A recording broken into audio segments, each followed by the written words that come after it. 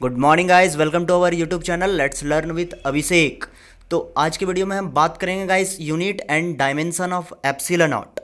Video start करने से पहले न्यू व्यूअर्स को बता दे गाइस, जो हमारे चैनल पर न्यू हैं, इस चैनल में हम लोग आगे कैरी ऑन कर रहे हैं क्लास 12th का फिज़िक्स का पोर्शन। और साथ ही साथ हमारे इस चैनल में डेली 2 वीडियोस आते हैं, एक फिज़िक्स से रिलेटेड और एक जीएस से रिलेटेड। क्लास 6 से 12 तक का एनसीईआरटी का पूरा जीएस का पोर्शन, चाहे वो हिस्ट्री हो, ज्योग्राफी हो, पॉलिटी हो, इकोनॉमिक्स हो, या इंडियन सोसाइटी हो, या कोई भी, या जनरल साइंस हो, सबका हम लोग यहाँ पर कवर कर रहे हैं। साथ ही साथ हम लोग प्लान कर रहे हैं कि आगे करंट अफेयर्स के भी वीडियोस इसमें डाला जाएगा। तो इस तरह से हम लोग डेली 2 वीडियोस लेके आते हैं, एक फिज़िक्स का और एक जीएस का। तो जो अभी तक हमारे चैनल को सब्सक्राइब नहीं किए हैं, कृपया सब्सक्राइब कर दें और बेल आइकन को प्रेस कर लें, क्योंकि बहुत सारे स्टूडेंट्स का ये कमेंट आ रहा है गाइस कि उनके पास नोटिफिकेशन नहीं पहुंचता है। तो नोटिफिकेशन आप तक तभी पहुंचेगा जब आप बेल आइकन को प्रेस करेंगे। तो आगे चलते हैं गाइस, बिना वक्त को जाया किए हुए हमारे लेक्चर में। तो हमारा आज का लेक्चर है unit and dimension of epsilon not. एक बार क्विक में रिवीजन करते हैं गाइस। अभी तक हम लोग इस चैप्टर में पढ़ चुके हैं इलेक्ट्रोस्टैटिक्स का डेफिनेशन, चार्ज, चार्ज के प्रॉपर्टीज, कुलॉम्स लॉ का वेरिएशन, और साथ ही साथ अब हमारा टॉपिक चलेगा एप्सिलॉन नॉट पर, जो कुलॉम्स कांस्टेंट का एक पार्ट है। जो बच्चे पीछे वाले लेक्चर्स नहीं देखे हैं, उनको वीडियो के नीचे लिंक प्रोवाइड करवा दिया जाएगा। आप पीछे के सारे लेक्चर्स देख सकते हैं, और वो सारे लेक्चर्स देख के आप इसको देखें। और अभी अगर पहले इसी को देख रहे हैं तो देख लें, लेकिन सारे लेक्चर्स आप सारे देख लें ताकि आपके माइंड में सारी क्लैरिटी बनी रहे। और गाइज आप रिवाइज करते रहें, क्योंकि practice makes a man perfect. आप जितना ज़्यादा प्रैक्टिस कीजिएगा उतना ज़्यादा सीखिएगा। तो हमारा आज का टॉपिक है guys unit and dimension of epsilon not. इस एप्सिलॉन नॉट का यूनिट और डायमेंशन जानने से पहले हम लोग ये जान लेते हैं कि ये एप्सिलॉन नॉट आता कहाँ से है। इसके लिए हमें थोड़े से पीछे लेक्चर्स का रिवीजन ज़रूरी है। एक बार क्विक में रिवीजन करवाते हैं गाइज आपको। हमने अपने कल वाले लेक्चर में पढ़ा था गाइज कि कूलॉम्स लॉ में फोर्स का जो इक्वेशन होता है वो ये होता है, जिसको इक्वेशन नंबर ए से दर्शाया गया है। F इज इक्वल टू के Q1 Q2 by are square, जहाँ के कांस्टेंट है जिसे हम कहते हैं कूलॉम्स कांस्टेंट। और यहाँ पर Q1 और Q2 दो चार्ज है, और R जो है चार्ज के बीच का दूरी है। R जो है Q1 और Q2 दो चार्ज है, और R जो है दोनों चार्जेस के बीच का दूरी। और यहाँ के जो है वो कूलॉम्स कांस्टेंट है। आप इस जगह पे देख सकते हैं गाइस, Q1 Q2 दो चार्ज, और R जो है वो दोनों चार्जेस के बीच का दूरी।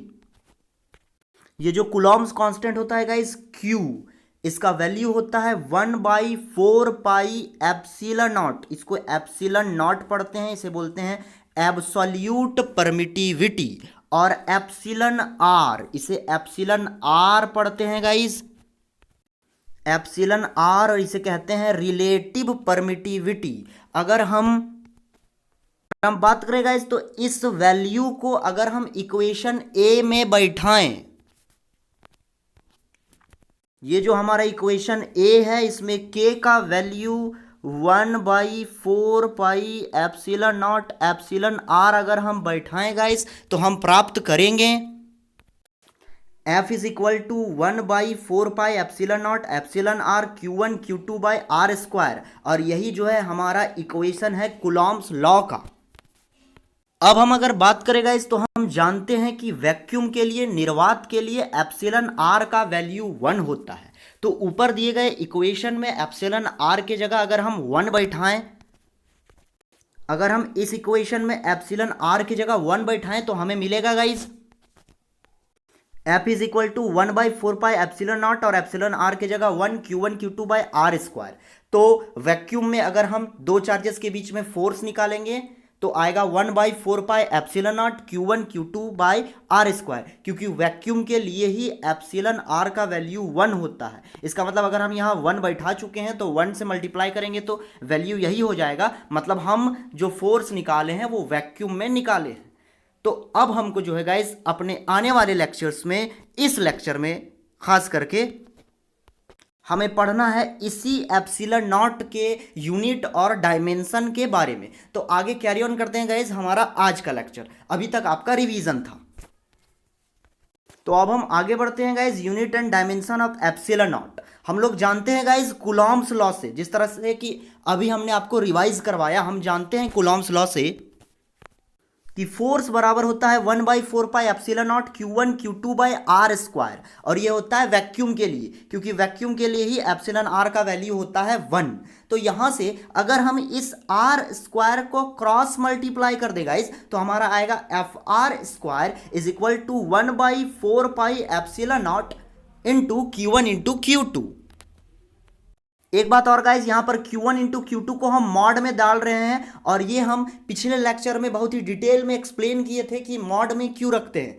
आप कृपया कमेंट सेक्शन में बताएंगा इसकी हम क्यों मॉड में इसको रखते हैं। पार्टिसिपेट करिए, आंसर दीजिए, आप जितना आंसर दीजिएगा उतना आप सीखिएगा गाइज। अब अगर हम बात करें guys, FR² = 1/4 epsilon naught into Q1 into Q2 अभी तक आ चुका है क्रॉस मल्टीप्लाई करने के बाद। अब अगर हम इस Q1 इंटू Q2 को, जो कि यहाँ मल्टीप्लाई में है, उसको इक्वल टू के इस साइड अगर हम डिवाइड में ले आते हैं गाइस, तो हमारा अगला इक्वेशन हो जाएगा FR² into Q2 = 1/4 epsilon not. अगर हम बात करें गाइस, इस इक्वेशन को हम इस फॉर्म में भी लिख सकते हैं, मतलब FR² into Q2 = 1/4 epsilon not. इसको हम लोग लिख सकते हैं FR² into Q2 = 1/4 into 1 epsilon not, क्योंकि 1 से मल्टीप्लाई करेंगे तो वापस 1 ही आएगा, और 4 इंटू एप्सिलॉन नॉट। अगर हम बात करें गाइस, हम इस इक्वेशन का अगर हम रेसिप्रोकल निकाले, उल्टा निकाले, रेसिप्रोकल ध्यान से समझिएगा, तो हम रेसिप्रोकल को समझते हैं गाइस। मान लीजिए कोई फिजिकल क्वांटिटी है A, अगर हमें इसका रेसिप्रोकल निकालना है तो वो होगा 1/A। मतलब किसी भी फिजिकल क्वांटिटी का रेसिप्रोकल उसको 1 से डिवाइड, मतलब कि 1 बाई दैट फिजिकल क्वांटिटी होता है। मतलब a physical quantity's reciprocal is equal to 1 by the physical quantity। मतलब अगर हम किसी भी फिजिकल क्वांटिटी को रेसिप्रोकल में कन्वर्ट करना चाहते हैं तो हम 1 को उस फिजिकल क्वांटिटी से डिवाइड कर देंगे, तो जो आएगा वो हमारा दिया गया फिजिकल क्वांटिटी का रेसिप्रोकल कहलाएगा।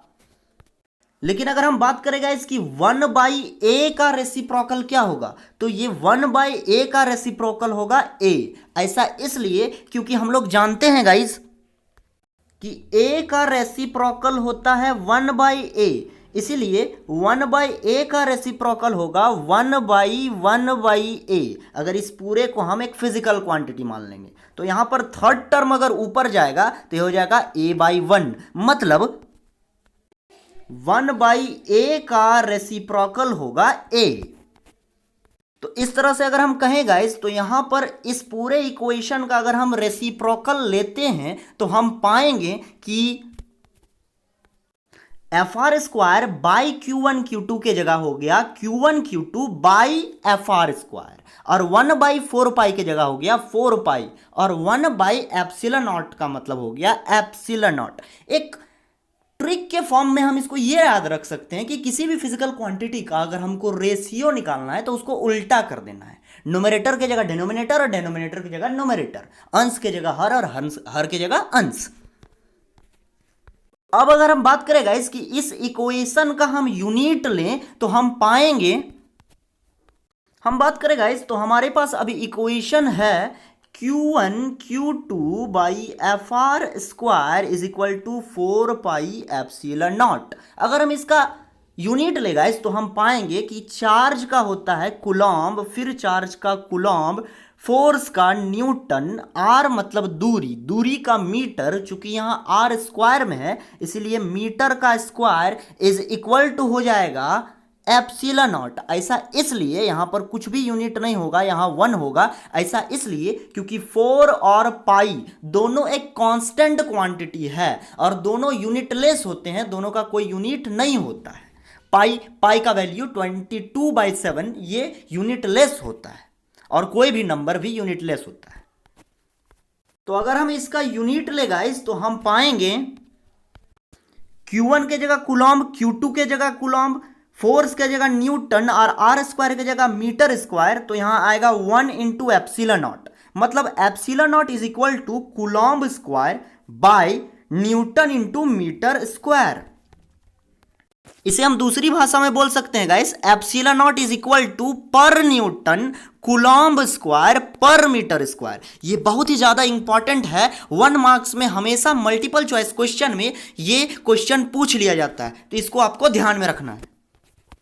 अब अगर हम बात करें गाइस एप्सिलॉन नॉट का वैल्यू, तो इसका वैल्यू होता है 8.85 इंटू 10 टू दी पावर -12 पर न्यूटन कूलॉम्ब स्क्वायर पर न्यूटन स्क्वायर। इसको आपको याद रखना है। और जैसा कि हम पिछला लेक्चर में भी बताए थे कि 1/4 पाई एप्सिलॉन नॉट का वैल्यू होता है 9 into 10 to the power 9 newton coulomb square metre square, sorry newton पर कूलॉम्ब स्क्वायर मीटर स्क्वायर।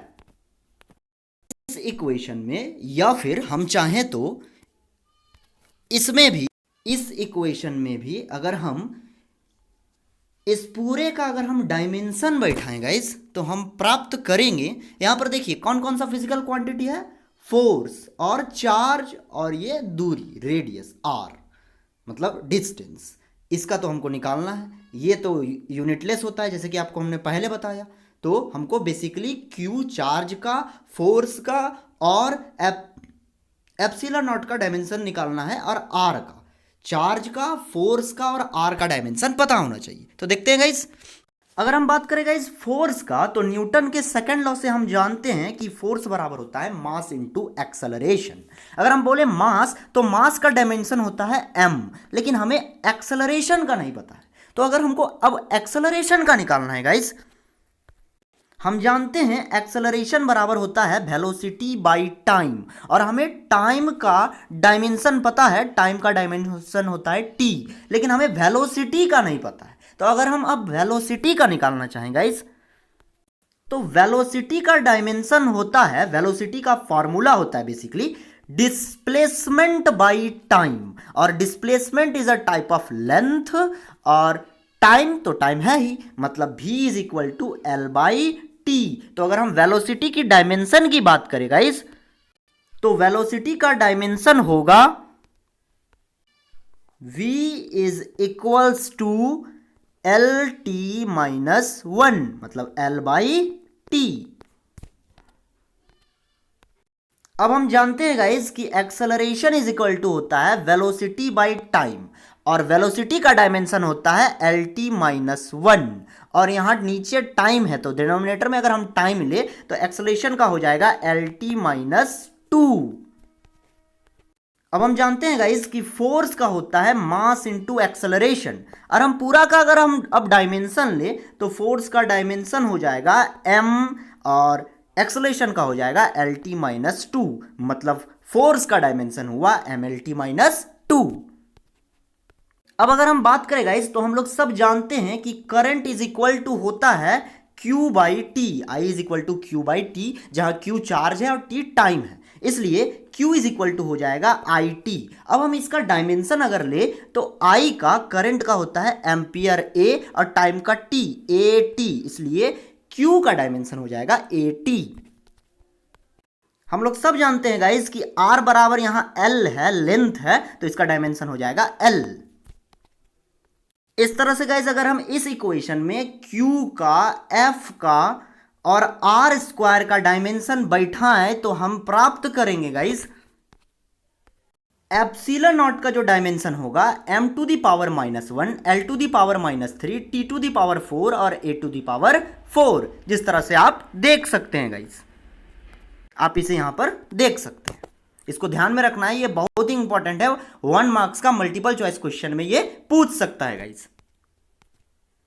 तो इस तरह से हमारा यूनिट और डायमेंशन एप्सिलॉन नॉट का एब्सोल्यूट परमिटिविटी का खत्म हुआ गाइस। हमारा अगला टॉपिक है गाइस रिलेटिव परमिटिविटी। तो हम लोग जानते हैं गाइस कूलॉम्स लॉ से, we know that from Coulomb's law, हम कूलॉम्स लॉ से जानते हैं कि अगर हम दो चार्ज के बीच में फोर्स निकाले, जब दोनों चार्ज वैक्यूम में रखा हो, तो आता है 1/4 pi epsilon naught into Q1 Q2 by are square. अगर हम इसको इक्वेशन ए कंसिडर करके चले, और हम ठीक उन्हीं दो चार्ज के बीच में फोर्स निकाले जब वो दोनों चार्ज किसी दूसरे मीडियम में रखा हो, तब उसका फॉर्मूला होगा 1/4 epsilon naught into epsilon r Q1 Q2 by are square. मतलब यहां हम कहना चाह रहे हैं गाइस, दो चार्ज लेंगे, दोनों को पहले वैक्यूम में रखेंगे, उसके बाद उन्हीं दोनों को किसी दूसरे मीडियम में रखेंगे और दोनों के बीच में फोर्स निकालेंगे। तो हमारे वैक्यूम के फोर्स का इक्वेशन आएगा A और दूसरे मीडियम में जो फोर्स का इक्वेशन होगा वो आएगा B। एक में होगा सिर्फ एप्सिलॉन नॉट, एक में होगा एप्सिलॉन नॉट के साथ एप्सिलॉन आर, क्योंकि वैक्यूम के लिए एप्सिलॉन आर का वैल्यू होता है 1। अब अगर हम गाइस इक्वेशन A को इक्वेशन B से डिवाइड दे दें तो हम प्राप्त करेंगे F vacuum by F medium is equal to 1/4 epsilon naught Q1 Q2 by r square divided by 1/4 epsilon naught epsilon r into Q1 Q2 by r square. तो यहां पर 1/4 एप्सिलॉन नॉट कट गया, 1/4 एप्सिलॉन नॉट यहां पर भी divide हो गया और Q1 Q2 by r square Q1 Q2 by r square cut गया। तो हमारा बचा guys F vacuum by F medium is equal to 1/1 epsilon r. तो F vacuum by F medium 1/1 epsilon r. अगर इस तीसरे टर्म को हम ऊपर लेके जाएं तो F vacuum by F medium is equal to आएगा एप्सिलॉन आर।